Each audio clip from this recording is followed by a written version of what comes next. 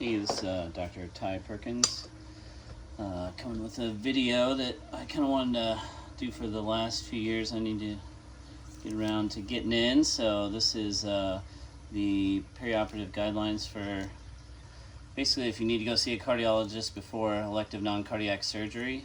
So these are all from the American College of Cardiology guidelines, ACC guidelines. So this started probably, it was over 10 years ago. And they've kind of updated a few things. Not much has changed when they adjust the ACC guidelines for this.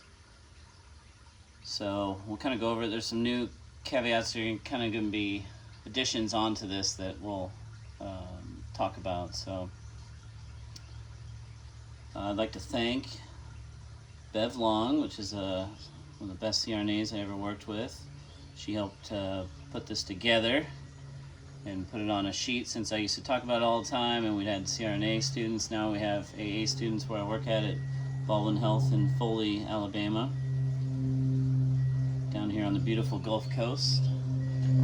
So she helped me put that together so we could have something on the wall, taking call and seeing elective cases, just kind of have a reminder of who needs to go see a cardiologist. This is all set up in a preoperative clinic here. Most places will have that. This is a good thing to give to your pre-op nurses to say, hey, do they need to see a cardiologist? Do they not need to see a cardiologist when they're talking about elective non-cardiac cases coming up? So where this all stemmed from, if you go back, say you go back in the 80s, 90s, probably even the early 2000s, is everybody was sent to a cardiologist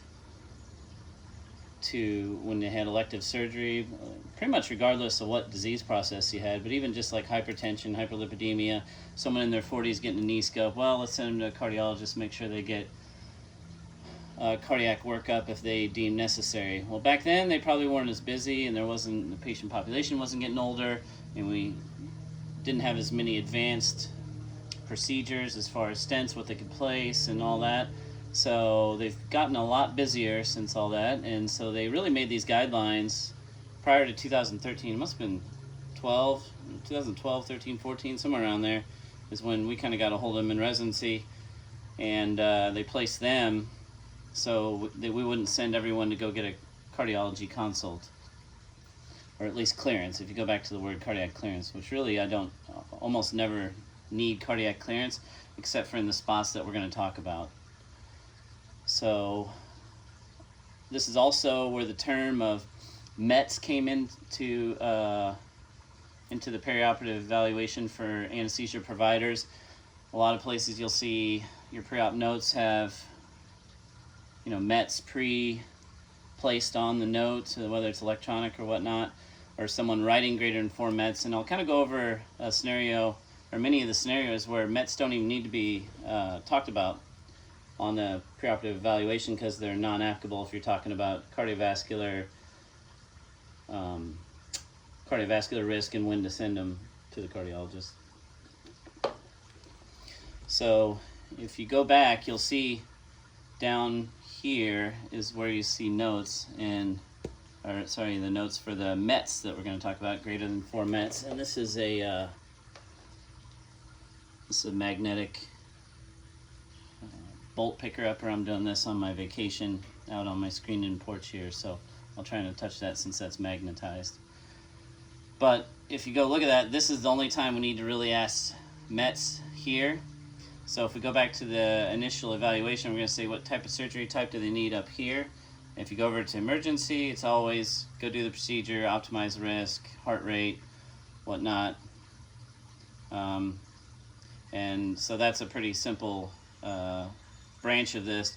Is just the emergency branch, which anything that has an E on it. Sometimes you get into gray territory where it's a U, which we don't really use in anesthesia, which would be an urgency, which is somewhere in between, hey, I'm getting my knee replaced, to, hey, I'm in the hospital, this is an emergency. So that you kind of have to do a gray area and say, do we really need to send them to a cardiologist anyways? And most of the time, once we get through all this, you'll see that the answer is you don't have to send hardly anyone to a cardiologist because most of them already seen it, which is a good thing to say right here. So all this is saying, hey, do they see a cardiologist? And if they don't, and they have these disease processes with this surgery, we need to send them to see a cardiologist. Well, most people that have these disease processes that we're going to talk about already see a cardiologist, so it's not really assessment. So really, we don't, it just blocks this whole thing out right here.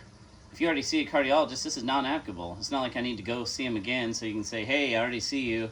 How's it going? I saw you 6 months ago. It's going fine. You can have the surgery. That's not really what this is for, because they already see a cardiologist, so there's no reason to send them for quote-unquote cardiac clearance, because you're never going to do say you send them for a stress test and they get a stent. Well, that hasn't even been really shown to change outcomes when it comes to this anyways, if it's stable coronary artery disease. And they go fishing for stuff, find stuff, and put a stent in. So all it's going to do is delay the procedure 6 to 12 months. Say they're sedentary because they need to get their knee or hip replaced, or whatever whatever you want to call it, their knee scoped and debrided or whatnot. All you're doing is making them minimally ambulatory for the next 6 months to a year if you go put a stent in anyways, which does that do more damage than putting a stent in, having them wait 6 to 12 months to come off of dual antiplatelet therapy to have the procedure. So if we go to surgery type, most people are going to be in this intermediate risk procedure. So you can see down here, the one thing I do want to point out is intermediate risk surgery here. We treat spinals and general anesthesia as the exact same. So testing wise, so a spinal has the same cardiovascular risk as a general anesthetic.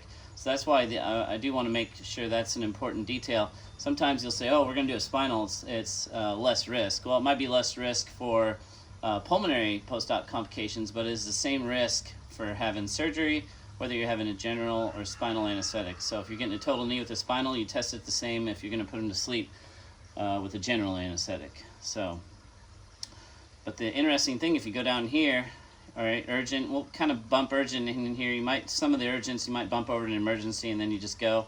But say elective or semi-urgent procedures, you go to low risk, you don't need any further testing. You don't need to do anything. So if you're getting a colonoscopy, there's no reason to go see anybody for a colonoscopy because it's a low risk procedure. EGDs, block max, ganglion cysts, carpal tunnels, most breast cases are in there, podiatry cases, especially everything you're doing a MAC on. Those are not considered intermediate risk procedures. So you don't even need to ask them METs because it wouldn't do anything anyways. It's not going to change your decision according to the ACC guidelines.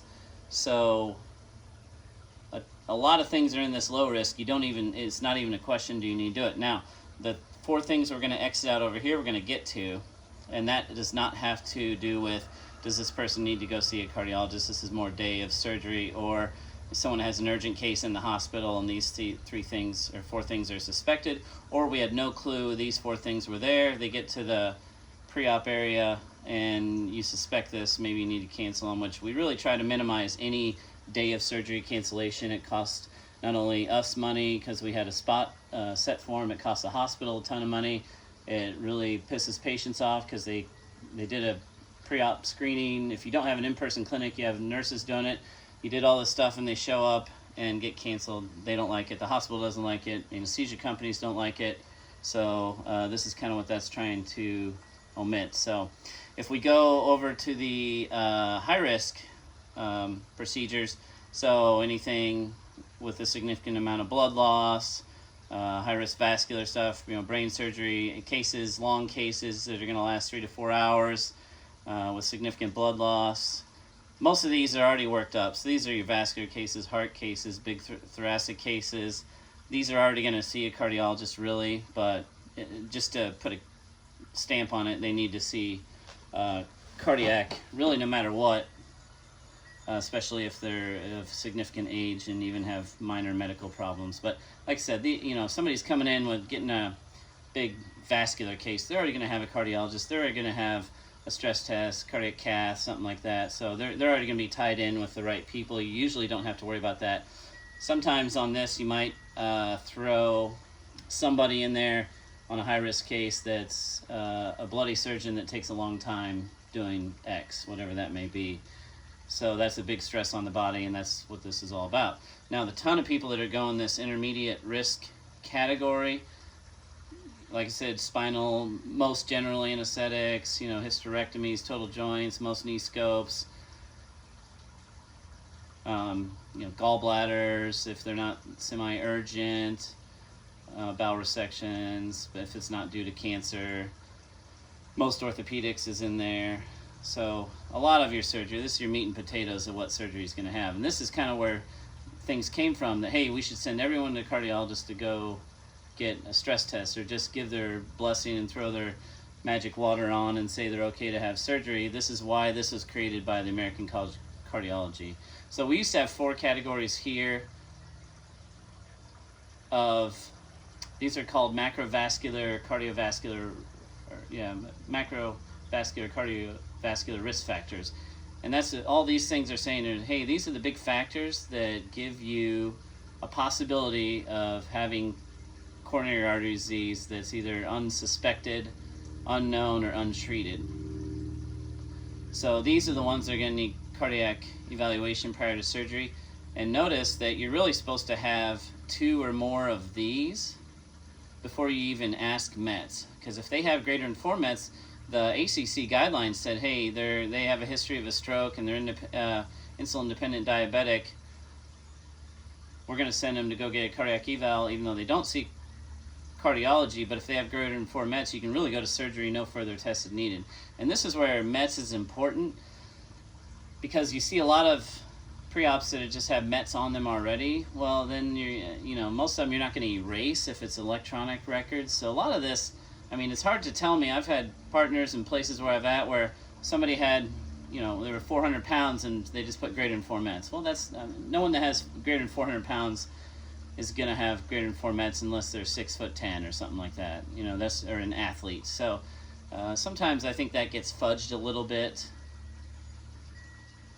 But that's the only time that we need to see this. So let's go over the list. So someone has congestive heart failure that's documented. Someone has coronary artery disease, that's 1 point. Someone has coronary artery disease, that's 1 point. Or EKG findings of coronary artery disease. Really, that can be anything. So I just say to my pre-op nurses, okay, anything that's EKG that's abnormal, I really don't care what it is. Who cares? Because I can't micromanage everything that goes through there. If they have that, that's 1 point. And then insulin-dependent diabetes, a creatinine greater 2, which is pretty significant. A lot of times if we get people that have a creatinine 1.6 or higher, that especially an elderly female that doesn't have much muscle mass, we'll kind of tie them in, give them a point there if you want. So I think that's pretty significant to have a creatinine greater than 2. Just walking around not seeing a cardiologist is pretty significant. Someone with a history of stroke and someone history with peripheral vascular disease. So they had a stent anywhere in their body that wasn't their heart, carotid endarterectomy, stuff like that.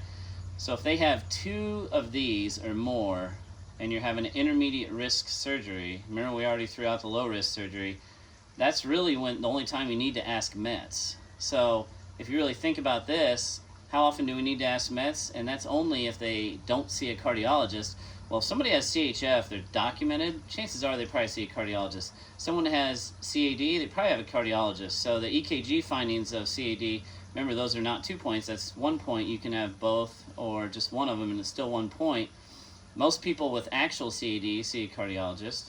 And then a lot of people with insulin-dependent diabetes, if their primary care provider's on it, they usually see a cardiologist, just once a year, get a stress test every other year or something like that.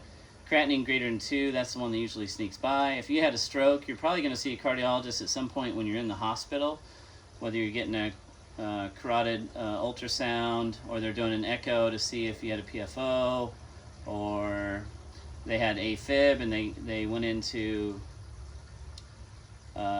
because they had a stroke and they had AFib. Those people are all going to be tied in. Most people with the peripheral vascular disease, you're going to see a vascular surgeon. You're probably going to see a cardiologist. That kind of all goes together. So the most people I probably see are insulin-dependent diabetics that are having an intermediate risk surgery that have EKG findings of CAD. Like I said, can be anything. So those are the pretty common ones. Sometimes you'll see a creatinine plus that. Someone who has insulin-dependent diabetes, or they're not well controlled on diabetes and have a creatinine over 2, those are kind of 2 independent variables, and then have this, most of them are going to be sent to a cardiologist if they're having an intermediate risk factor from us. And I try not to even have my pre-op nurses decide if they have greater than 4 mets or not. This is more on the day of surgery if they slip by. And I'm like, oh, you have that, and you got, you're close down here, and you had a TIA or something, and if they have greater than 4 mets, I would document it at that time. But really, this is what we need to be looking at when patients are going to elective non-cardiac surgeries. So those people I'll send for a cardiac eval. I don't care what they do. They don't have to do anything. Really, if they have less than 4 mets and 2 of these, according to their guidelines, they should probably have a stress test and then go down that rhythm of evaluation of what they're going to have done. So you can see down here is kind of some low risk stuff, high risk stuff, and most of the high risk we don't do at this facility. We don't do big thoracic or big cardiac cases, but if we did, they would all be seeing a cardiologist anyways. So this is really important. I feel like this is not followed by a ton of anesthesia providers. You just put greater than 4 mets on everybody, no matter what they're having done or what their disease process is. The interesting thing you see about this is you don't see hyperlipidemia on here. You don't see arrhythmias on here because they're taken down here, which we'll get to. And you don't see hypertension on here. So most people are thinking, oh, they have hypertension and hyperlipidemia. They have less than 4 mets, so they have an intermediate risk surgery. They should go see a cardiologist. And even if they have EKG findings of that, they really shouldn't go see a cardiologist. So think of when you go through on whatever rotations or where you work at, kind of look at this and say, do we really even need to ask them that? Because even if the answer was no, according to ACC guidelines, they don't have 2 or more of these, they shouldn't even go to surgery. Or I'm sorry, they still should go to surgery. They should not see a cardiologist according to their own guidelines. So, and then we go back to the cardiac evaluation the day of surgery. So this is more like someone gets added on for a urgent but not emergent procedure. You might think they have one of these 4 things. So these are the 4 things that you cancel surgery usually the day of, on a even elective or urgent or added on case if you really think these things are prevalent. So here you go, decompensated CHF. So that's saying they get added on and you got congestive heart failure, or we think you have congestive heart failure, because most time if they have congestive heart failure, they're going to see a cardiologist where they would be in this scenario up here. So they shouldn't show up in an outpatient elective procedure and have decompensated CHF. Now, somebody falls in the garden and breaks their hip, and they come to surgery. The orthopedic surgeon said, all right, let's do it, and didn't get evaluation, anything else, and we think they have CHF. You see descended veins in their neck, they got rails or crackles in their lungs, you got significant peripheral pitting edema, maybe even, a brain natriuretic peptide was pulled and it's, I don't know, thousands, and you don't really have a baseline to go from. They don't have a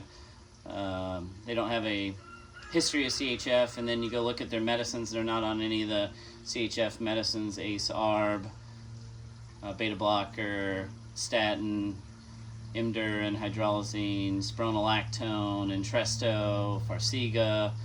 So you're thinking, okay, this could probably be tuned up, but then again, if they broke their hip, they're going to tune it up in a few days. A few days of those medicines, probably not. But at least a cardiologist could see it and say, hey, we're going to tie you in after the surgery. We're going to get a hold of you, but maybe we should get an echo before to decide if we need to put an art line in or not.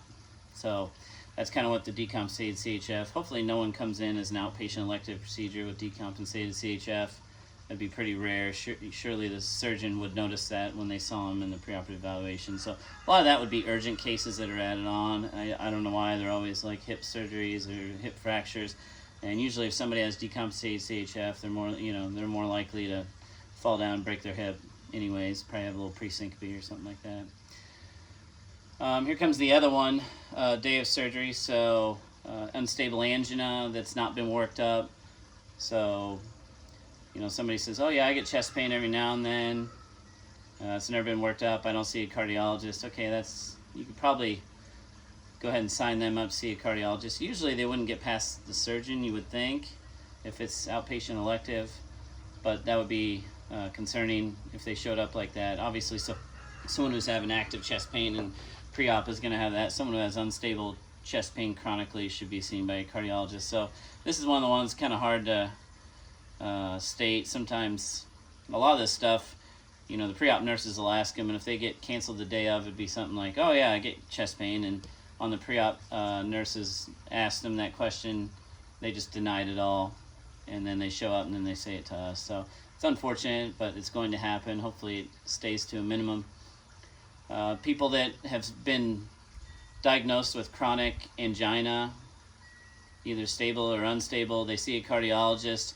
They're they're on Renexa every day. That's one of those drugs we try to keep on our preoperative guidelines to take the day of surgery. I'm not going to cancel them. They see a cardiologist. Cardiologist knows they have chronic angina. They take medicines for it. Obviously, they've probably had by that time they've probably had a cardiac cath, because even if you have chronic angina, they're probably still going to send you for a cath, even if you pass a non-invasive stress test. So that's another one of the ones that will cancel the day of surgery. It doesn't happen very often. Unstable ventricular arrhythmias. So this is someone who shows up, new onset AFib or chronic onset AFib with RVR, so it means a ventricular rate greater than 100 makes it the unstable part. So that doesn't happen very often. Sometimes you'll see someone come in, the heart rate's 108, they didn't take their metoprolol today or yesterday, or for whatever reason, you give them a little metoprolol IV. They come in here, but you kick them out of that category when you get their AFib below 100. If it's chronic AFib, people know they have, or cardiologist knows they have AFib. They're on anticoagulation outside. I don't care if they're in AFib at 108. We'll just get them under 100 for that scenario, and then they can have their procedure. So usually we try and get everyone to take their calcium channel blockers, their beta blockers, AFib medicines, Digoxin and whatnot, the day of surgery to prevent that.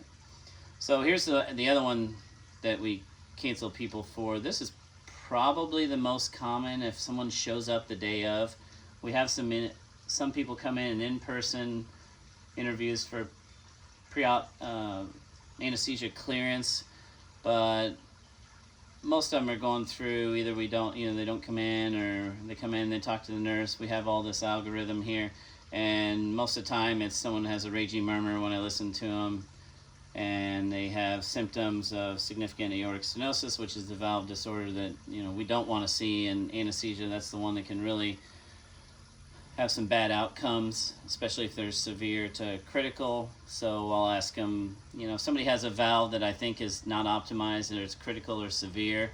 Usually it's someone who doesn't know they have AS. I listen to them, they have an AS murmur, and then they really have to tell me they don't have chest pain, pre-syncope, syncope, or shortness of breath on exertion. So if they had less than 4 minutes and I heard a raging AS murmur, I'm going to have to cancel them. It's kind of hard to not do that. Ideally, they have a primary care doctor who's listening to them every year. They know they have AS. Someone in again, hip fractures are notorious for this. You're older, you don't know you have AS, hardly anyone listens to your heart, or if they do, they don't notice a murmur, the AS gets worse, and you fall down, you break something, or you're in the hospital, you need surgery for something. So that'll be one I would order an echo. So for these two, I would want an echo. So the decompensated CHF, especially if I don't see an echo in the last year, I'll want an echo prior to surgery if they're in the hospital or even outside the hospital. And then severe to critical valvular disease, mainly AS, but of course any valve could give you problems during that time, but AS is the most likely. And then on our pre-op evaluation of CHF and valvular disorder, so CHF, I want an echo every year, especially if it's moderate or severe. So anyone below 40 of EF, I'm going to want one in the last year. If it's been a year and a half, 2 years, and their EF was 38, I'm going to order a new one. Just say, get it before you show up. That's the whole point of the perioperative anesthesia evaluation, so it's indicated for doing that. And same with valvular issues. So if you have mild valvular issues, the ACC guidelines say you can go to 1 to 2 years of checking an echo. Of course, symptoms changing and all that would change your mind, but then again, we're not the cardiologists, we're not seeing them on an outpatient basis, so that's really not our scenario. But if they showed up and you thought it might happen, you could ask them that, document, hey, they get greater than 4 meds, they've had no changes in symptoms, and then say they deny whichever symptoms correlate with that valvular disease. But if they have moderate to severe valvular issues, I'll want an echo within the last year. And like I said, they already see a cardiologist if they know they have moderate to severe valvular issues. Chances are they see a cardiologist, or they have a good primary care that's ordering it once a year just to check for that. So that's pretty much it. Just quick overview. Most people don't need to be asked if they have greater than 4 meds, and really you have to determine it on what surgery they're having, what disease processes they have, and if they already see a cardiologist.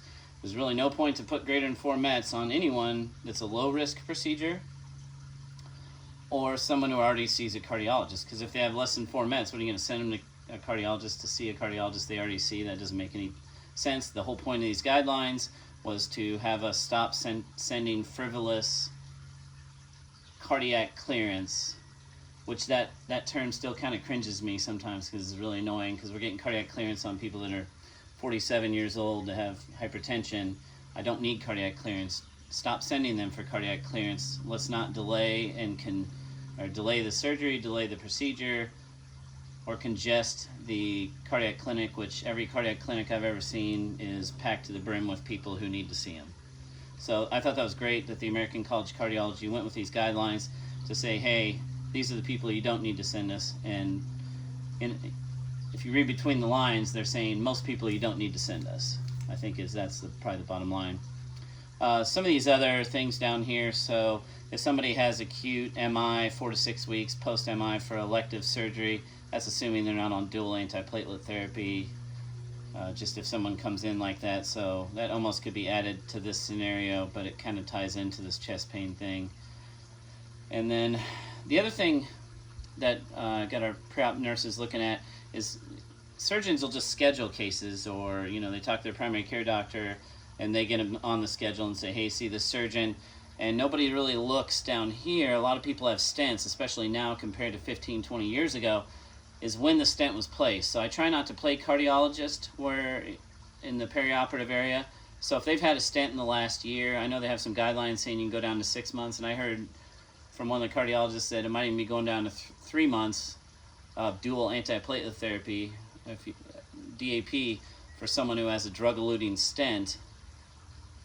I always send them to cardiologists. So that's who I send. If they've had a stent within the last year and some surgeon orders them to have surgery, they're going to automatically, by our protocol, be taken off their dual antiplatelet therapy. So I'll make cardiology say what they want, if they think they can come off both, or if they think they can come off one, when to restart it, do you need to load it, all that stuff. That's not my specialty. So I do make anyone in the last year who's had a drug-eluting stent get that.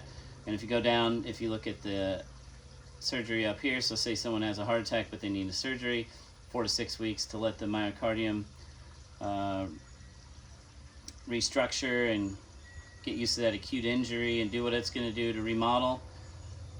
Same as down here is if somebody's getting a bare metal stent, you really don't see these hardly ever, but bare metal stents need 4 to 6 weeks of the dual antiplatelet therapy. So those kind of correlate up. So if somebody has a heart attack in the hospital and they need surgery that is probably urgent or even emergent, they're probably still going to have it somewhat fully anticoagulated. That's kind of a mess scenario there. Or if it's urgent and we know they're going to have an urgent surgery, you might get on 6 weeks of dual antiplatelet therapy with a bare metal stent. But like I said, you don't really see that anymore. So anyways, that's kind of the summation of what I want to go over. So it just goes to show you that there is a ton of reasons not to send them to a cardiologist and very few reasons to send them to the cardiologist. So the more we can minimize frivolous use of medicine in the future, which is probably where all this is going, the less congested all these clinics will be. So I think it's an important thing to look at. And next time you're doing your rotations, if you're a student or even if you're a practitioner, it's kind of interesting seeing how many people put greater than 4 Mets on their preoperative eval, and if it was less than 4 Mets, even if you did ask it, well, what would you do differently? Where would you send them? And what would change outcome? Which the answer is, to most of those questions, not much. So anyways, appreciate everyone taking their time to listen. Sorry this is in my backyard. I got a little bit of a glare, but doing it up at the hospital is just too busy and wasn't able to. So I will try to attach the scanned form of this in the comments, and if anything changes, or you've seen guidelines that update any of this stuff, it's this will be up a while, so you're more than welcome to comment, and all comments are appreciated. So appreciate it. Thank you.